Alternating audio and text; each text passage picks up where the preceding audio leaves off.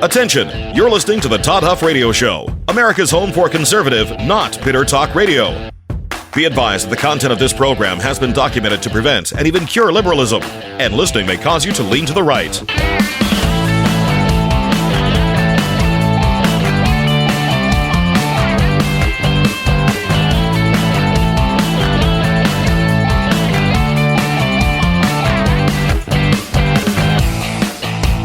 Here's your conservative, but not bitter host, Todd Huff.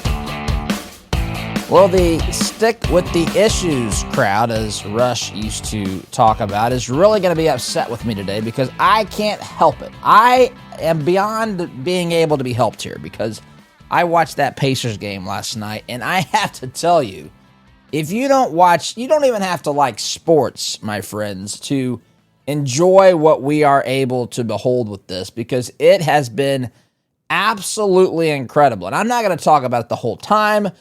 I just have to express this. I have to express things verbally. It's just the way that I am, and it was an absolutely incredible experience. On the front of the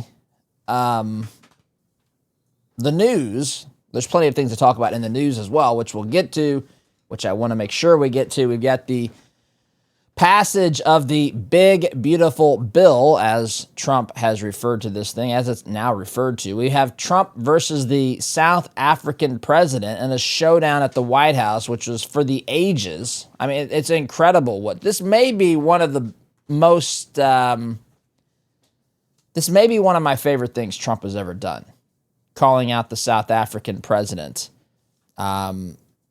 regarding some racist policies in South Africa targeting white Africa. I want to get into that. And then I also want to play a bit, time permitting. Of course, this is a 2-hour program. Some of these things are going to be in the next hour. But Elon Musk was on CNBC explaining some of the Doge cuts, which this, of course, is connected with the big, beautiful bill. So that's there as well, my friends. Before we get started, though, let me remind you that taking Soul Tea every day is good for your heart's health. If you want to take care of your heart health, which who wouldn't, Soul Tea is a great first step. It's been clinically proven. Science has spoken. The research is in. It's been clinically proven to lower cholesterol in folks. It may be able to help you lower yours as well. Listen, diet and exercise are great places. You might need medication. Listen, all that stuff is all well and good, but this is a natural way to address your heart's health proactively. Maybe you have a family history of high cholesterol. Maybe you're just concerned about your heart health as you age. I know that I think more about that now than I did when I was 20, but I'll talk to the 20-year-olds out there. This is a way to stay in front of this as well. And it's non-invasive. It's very affordable. All you have to do is take 2 of these soft gels a day. That's it. I take the product. I think you should think about it too. Soltea.com, SOLTEA, Soltea.com. Promo code Todd will get you 50% off your purchase, and you'll get free shipping to boot. Soltea.com, SOLTEA, promo code Todd. All right, I have to start with the Pacers. Folks, I'm going to say I never, and then I'm going to tell you I did this last night, but I never give up on, I'm a guy that hangs in to the end. I've seen way too many things in sports. I've seen way too many comebacks. I remember a buddy and I were talking about this recently. In 2003, the Indianapolis Colts were down to the Tampa Bay Buccaneers. It was like 35-14. Late in the fourth quarter, I want to say there was 4 minutes left or some such thing. The Colts were down 21 points with something like 4 minutes to go, and they ended up winning that football game. I remember watching that. I believe it was 2003. I remember in the era when Reggie Miller scored 8 points in 9 seconds, which is an unbelievable feat. 8 points. 8 points in 9 seconds, my friends. That is, if Reggie Miller was to play, just to give that context, if Reggie Miller was to play 35 minutes a game, that is a total of 2,100 seconds. if every 9 of those seconds he scored 8 points, Reggie would be well into the thousands, almost 2,000 points. Obviously, you can't keep that up for the game. But I remember that. And that, of course, was against the New York Knickerbockers as well. I don't know. Was that the same game he did the choke symbol? I can't remember. Those were the days, man. I love that. But I'm telling you, this era of this Pacers team has, I would say this, they have, Tyrese Halliburton is doing the same thing Reggie Miller did back in those days, perhaps even more impressive. He did it again last night. He and Aaron Nesmith, the whole team, but these two guys hit buckets down the stretch. They were down 7 points or 9 points. 9 points with under a minute left, and they send the game to overtime. In fact, they would have won it in regulation had Tyrese Halliburton not been stepping on the three-point line at the buzzer. He hits a shot. The shot he hit, it's just incredible stuff. He backs it back out, shoots. He's fading away a little bit. His momentum's taking him backwards because he's dribbling back from the key, inside the paint, out to the top of the key. Shoots it, hits the back iron, goes about, goes over the shot clock, height-wise, and drops right through the center of the basket. It's just an unbelievable thing. But last night, I was watching with my kids, and I don't ever give up. I don't. I've seen too many things. I've seen too many things from this team. And I said to my daughter, we were looking terrible. We couldn't score. We weren't playing defense. We were getting manhandled on the rebounds, on the glass. And I said, I think we should just put our subs in. We just need, this is not good for our confidence. And then lo and behold, Aaron Nesmith hits 5 3-pointers in the final 3 minutes. I think he hits 3 3-pointers in less than 30 seconds in the final minute of the game in a 30-second span. Pacers end up winning this thing in overtime. I love this in every way imaginable. I love everything about this. I tell you what I think I loved the most was, we have this, going back again to someone who's been a Pacers fan and remembers the Pacers-Knicks games back in the day. We've had a rivalry. It may have been hit pause a few times, but we've had a long-standing rivalry with this team for the better part of 30 years now. It might have been on and off, but Pacers and Knicks have been competing in some key series many times in that period of time. And, it's the Hicks versus the Knicks, as I shared earlier, maybe last week, I guess. Hicks versus Knicks, flyover country versus the Big Apple. They've got rambunctious and very emotional fans.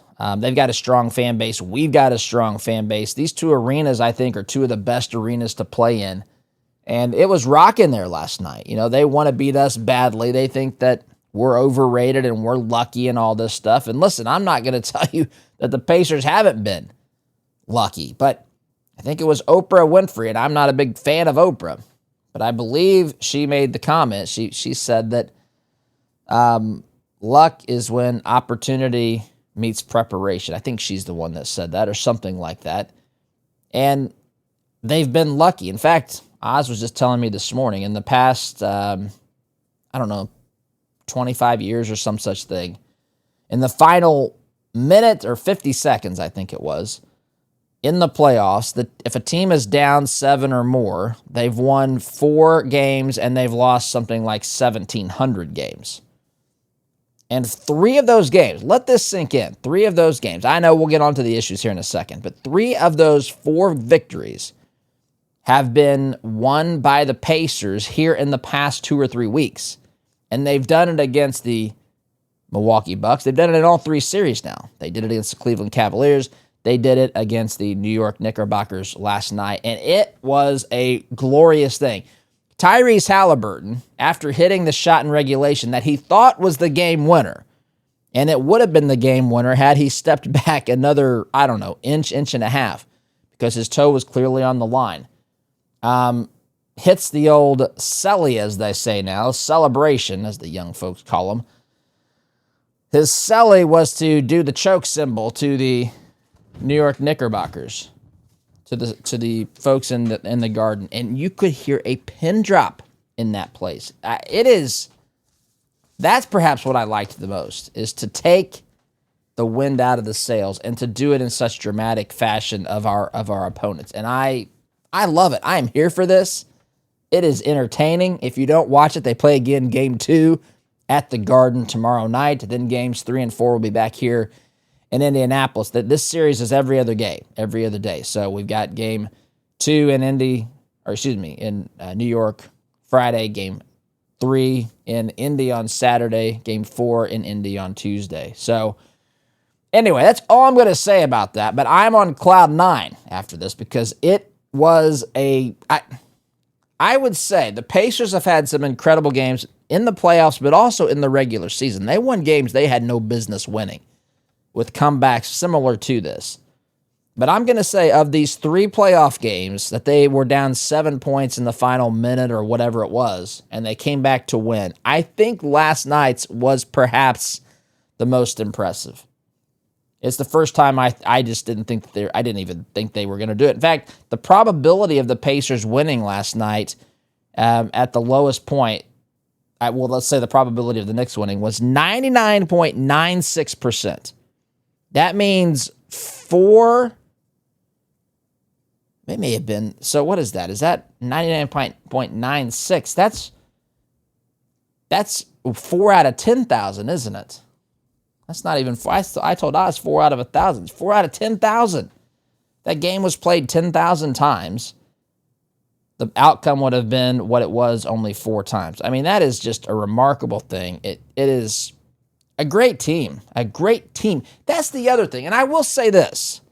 As a guy that follows sports, and I'll move on from this. I know some of you don't like this, but I will tell you, Indiana Pacers have a team. And it's one of the reasons why I think they're not liked by some of the experts, because they don't have the big name superstar. Tyrese Halliburton is quickly becoming that. But even so, he's not the typical superstar. Tyrese Halliburton is an incredibly unselfish player. He's more interested in getting the best shot. Now, he does want to take over down the stretch, and candidly, he's been unbelievably good at that. Hitting, I think he's 12 out of 13 on shots he's taken in the final 2 minutes this season to tie or win a game in the final 2 minutes of regulation or overtime, which is unbelievable. He's missed 1 shot, and he's taken 13. That is incredible. And some of these shots, were fadeaway threes in the face of Giannis Antetokounmpo and on a 4-point play. Step back 3 at a buzzer, taking the ball to the hoop against a 6'11" Giannis, finishing at the rim to go ahead to send a game to overtime. It's just remarkable stuff. But we have a team. And let me finish that thought, because these pundits, the people, that fall in love with the superstars, the LeBron James, and listen, there's nothing wrong with that. You like whoever you want to like.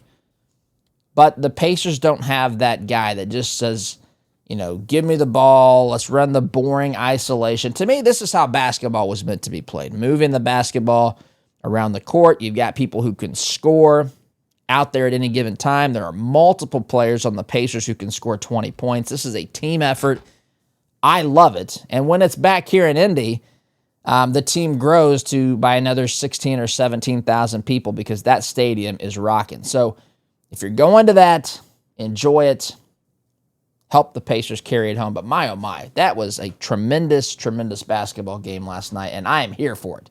All right, but let's get to the headlines today. So thank you for indulging me, friends. I'll tell you really quickly that if you are tired of having your hard-earned dollars being used to buy businesses that you buy things from, if you're tired of that money being used to support causes that you vehemently fight against each and every day, then check out Freedom Marketplace. Freedom Marketplace is a place where it's a searchable directory of conservative businesses that share your values. These are businesses that have made a vow, a promise not to support leftist candidates or leftist causes.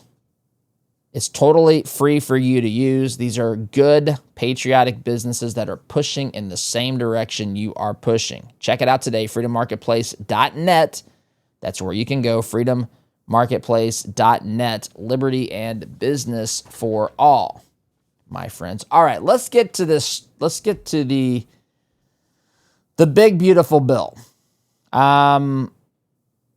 This passed the House of Representatives 215 to 214. There were all Democrats voted against this, and there were 2 Republicans that voted against this. One of those representatives, what's going on here? Two Republicans, Thomas Massie and I can't remember the other representative's name at the moment. I hit the wrong button here. But 2 Republicans voted against this bill, but it passed 215 to 214, technically early this morning. And it is, look, there's plenty of good things in this. There's also some concerning things in this as well as it pertains to the deficit in particular. I'm going to go to this article at foxnews.com. Mike Johnson, Donald Trump get, quote, big, beautiful win as budget passes House. The House began debating the bill just before 3 a.m. Thursday. President Donald Trump's one big, beautiful bill. I love this name, by the way. This is a perfect name for something that Trump is trying to accomplish.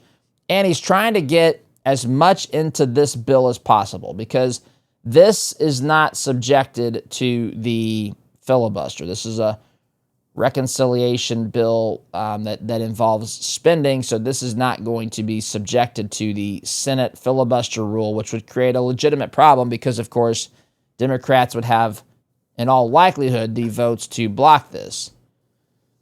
So, they passed this bill in the House by 1 vote.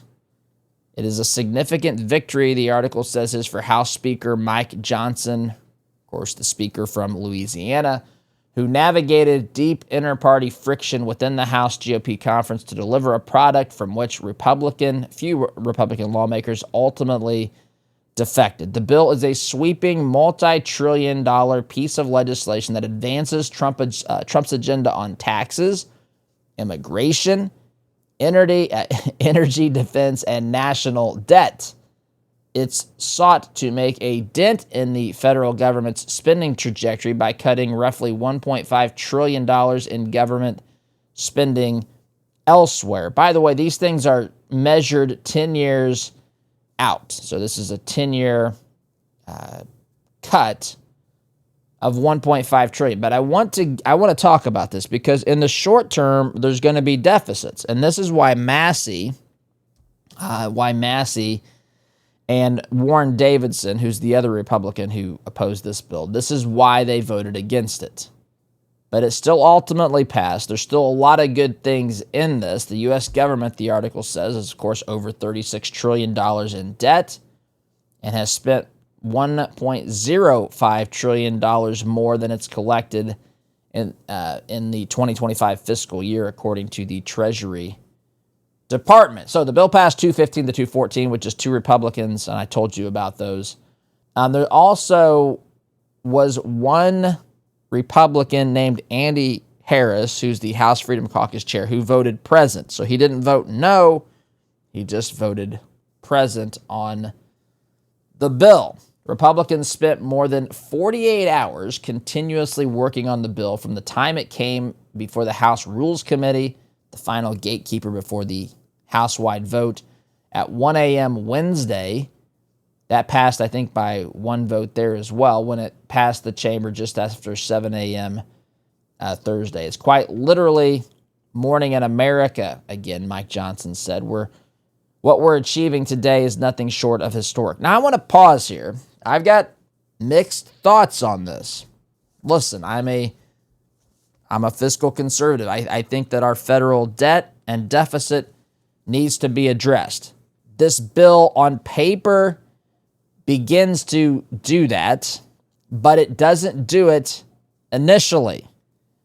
It doesn't do it initially. In fact, let me pull that up real quick. Representative Davidson, one of the two Republicans who voted against this bill, actually tweeted out a graph that shows, I mean, I can't show you this over the radio or over the podcast, but he tweeted this.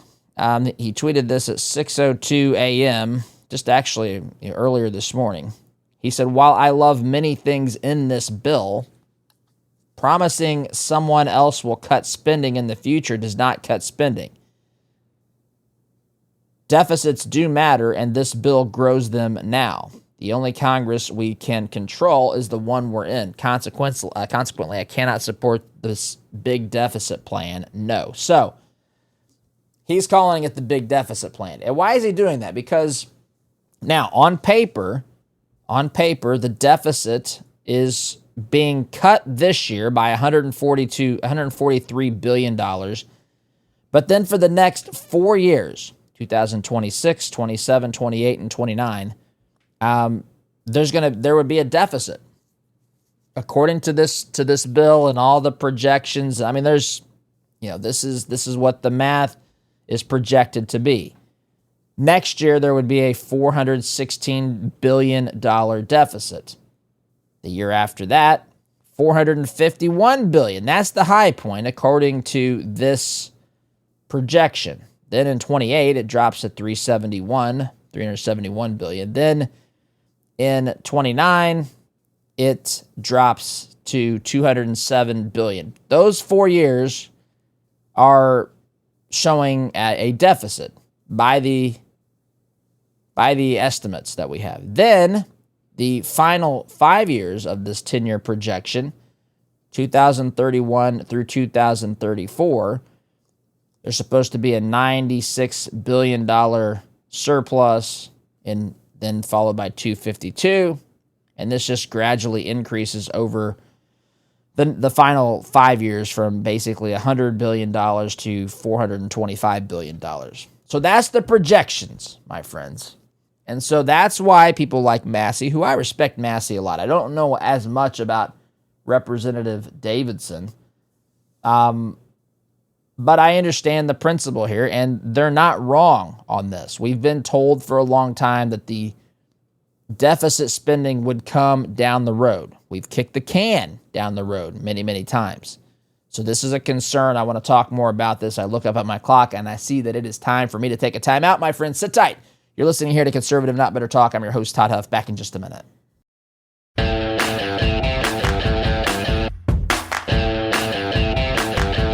Welcome back, my friends. Talking about this big, beautiful bill that the House of Representatives has now passed.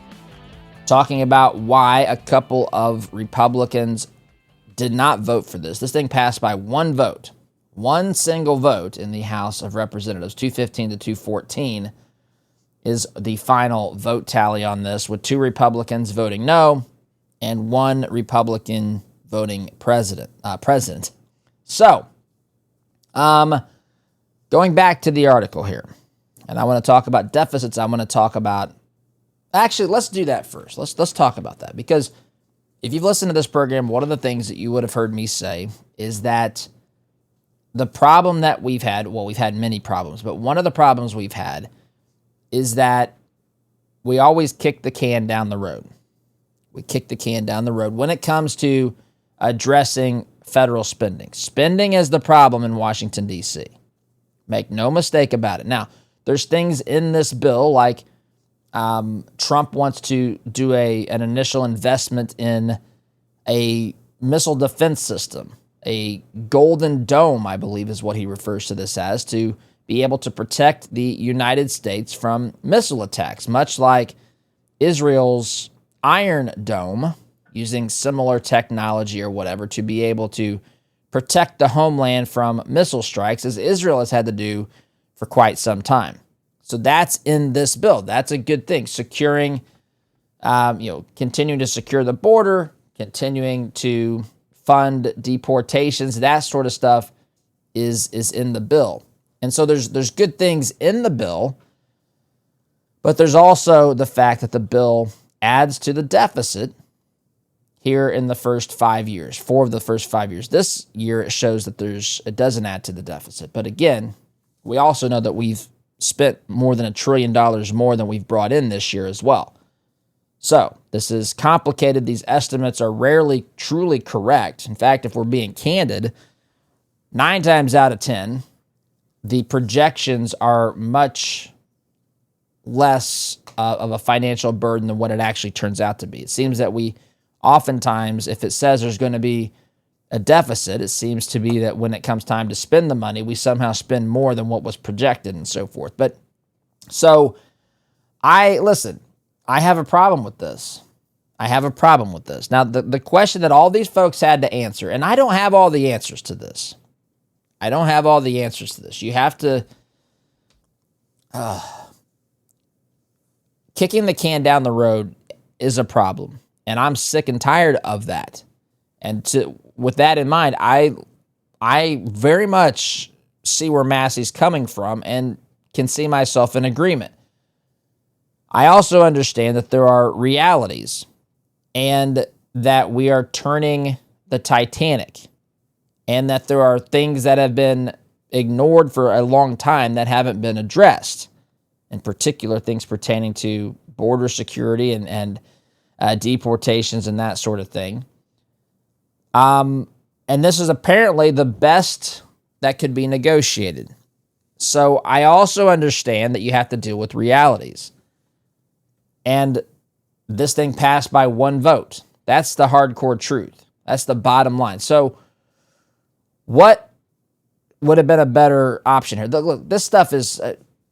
we're still learning what's in this. In fact, I tried to get summaries on this. I can't even find a way to do that yet. The text is out there, but it's a massive amount of text, and I couldn't even get AI to summarize it today to try to give me an idea. You know, I've got some idea. The tax cuts, for example, are going to be made permanent, which is in there. In fact, let's look at some of these things. The bill seeks to permanently extend Trump's 2017 Tax Cuts and Jobs Act. That's the TCJA back from the 2017 legislation, while also implementing newer Trump campaign promises like eliminating taxes on tips and overtime pay and giving senior citizens a higher deduction for a period of 4 years. The legislation also included new funding for border and defense, including more money for immigrations and customs enforcement operations, and $25 billion with the B dollars to kickstart construction of a Golden Dome system over the U.S. This is like the Iron Dome, the missile defense system like I referenced earlier a few moments ago. Cuts include new work requirements for able-bodied Medicaid recipients. Now, we can talk about each of these things in a moment, as well as putting more of the cost-sharing burden on states that took advantage of the Affordable Care Act's expanded Medicaid enrollment by giving illegal immigrants access to the health care program. The legislation would roll back a host of green energy tax credits awarded in former President Joe Biden's Inflation Reduction Act, which, of course, did not reduce the inflation in this country at all, which Trump vowed to repeal in its entirety on the campaign trail.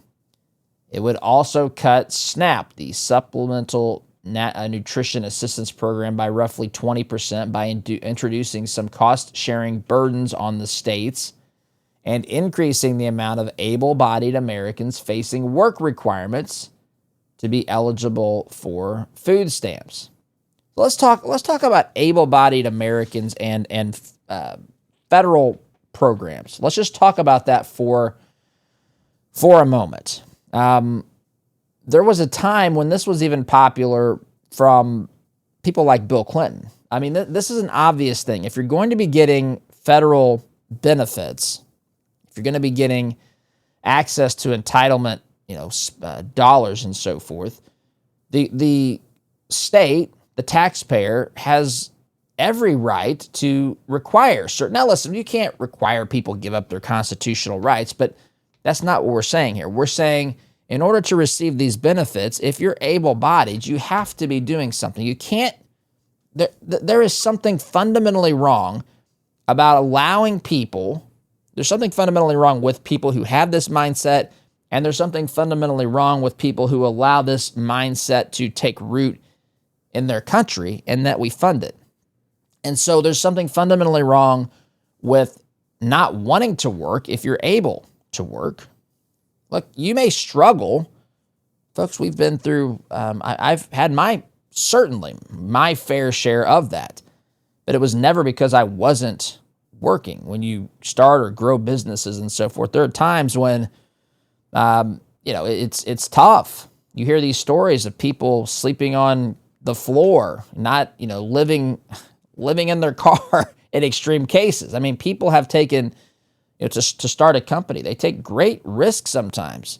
They put off reaping the rewards for a long time in some cases. And it's not always easy to navigate that. People have given up a lot, struggled. That's not what we're talking about. We're talking about people who are able-bodied, who simply won't work. And may I point out, even in the Bible, there is if you don't work, you don't eat. That is a biblical, that's in one of Paul's letters. I just read that recently in our Bible study that I've been doing here.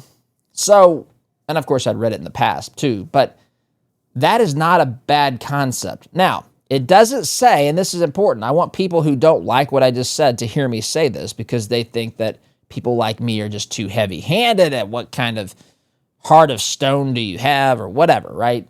But nowhere does it say in the scripture and nowhere does it say in this legislation that if you can't work, you can't get access to these programs. There's a difference between not being able to do something and not being willing to do something. From a Christian perspective, God created work. Adam and Eve were created. They were created in part to tend the garden. They were to work alongside God. Work is not a bad thing. It can become bad. People who are workaholics can put too much of an emphasis on work. There might be a season where you have to work a lot. But it's also bad to sit on your duff all day and to not do anything productive and to not to take a risk or make an effort to produce something that allows you to provide for yourself and for your family. And so having work requirements to receive some federal benefits, whatever those benefits are, is not some sort of an antiquated, irrational notion. We all, first and foremost, if we want to know who should be taking care of us, we need to look in the mirror.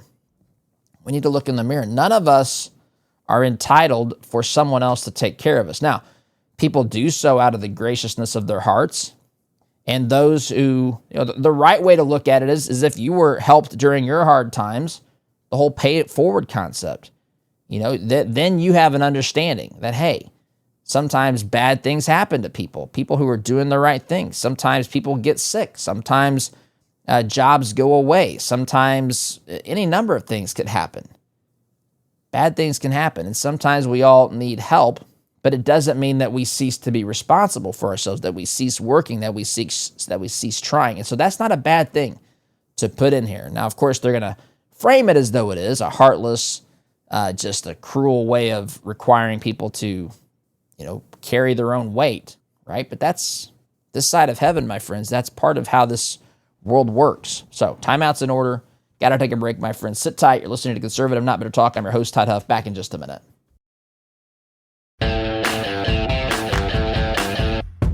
Welcome back, my friends. Just going through this big, beautiful bill that Trump's gotten passed through the House of Representatives by one vote. We talked about the short-term additions to the deficit, which are concerning, should be concerning to all of us. Long-term, it looks good, but to the point of those who have said that we can't control, that's what Representative Warren Davidson said.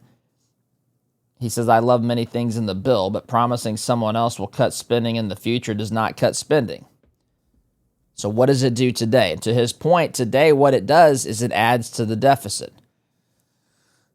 Now, I'm still mixed on this. The realities are The realities are that if you're wanting to get anything done, especially important things like, national security type issues, spending for defense and immigrations and customs enforcement and further security along the border, now, in my mind, there's a way to get there, but you got to deal with people who have different priorities. One of those priorities, by the way, is including a provision in the federal tax code to allow for how do I say this the right way? Allow for a larger deduction for state and local taxes to be written off your federal tax return. So this is an area, so you have Republicans in blue states that have higher state and local taxes.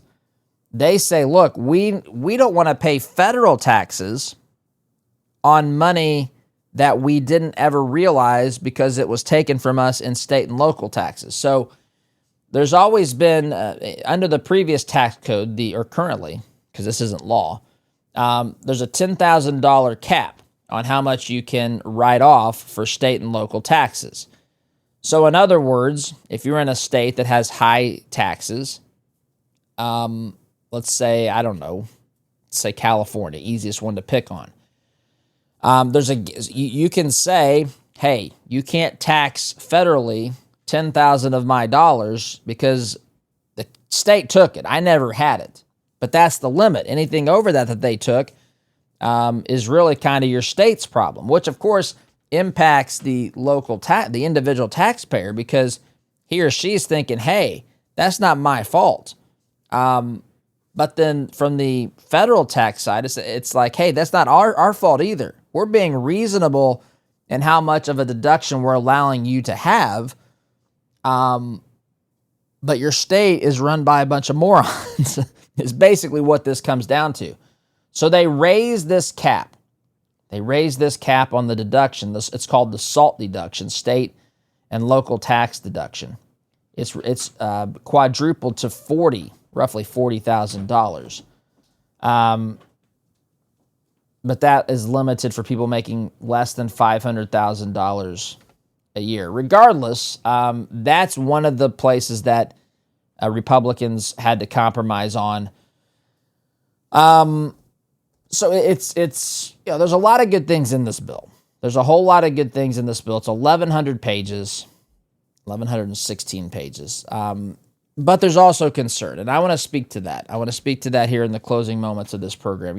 Warren Davidson, Thomas Massie, the two Republicans that voted no on this, they need to be heard on this because they are not incorrect. They are not incorrect. The deficit path that we're on in this country has to be stopped immediately.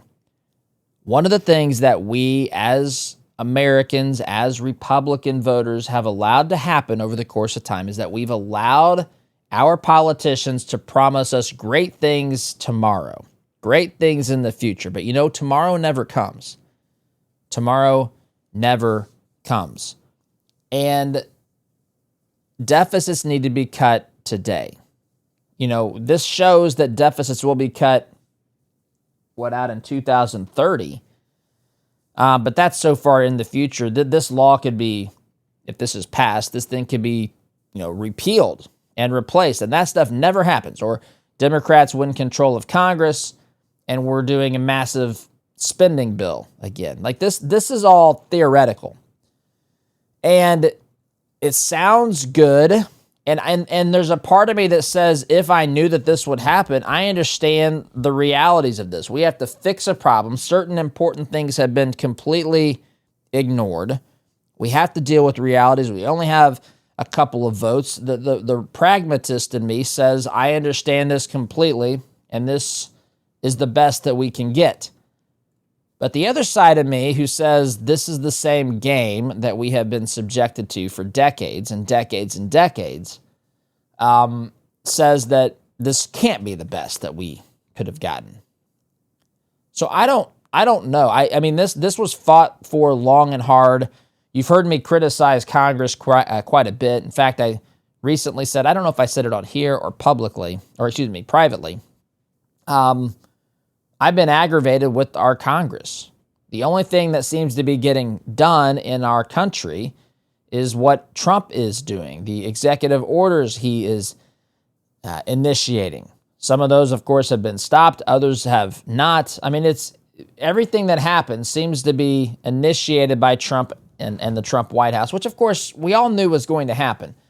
But at some point, there are going to have to be other Republicans, other conservatives who step up to the plate here and actually begin the process of leading. Now, you can say that Representative Speaker Johnson was working on this behind the scenes and this is the best he could negotiate. I think that that's the right way to look at this.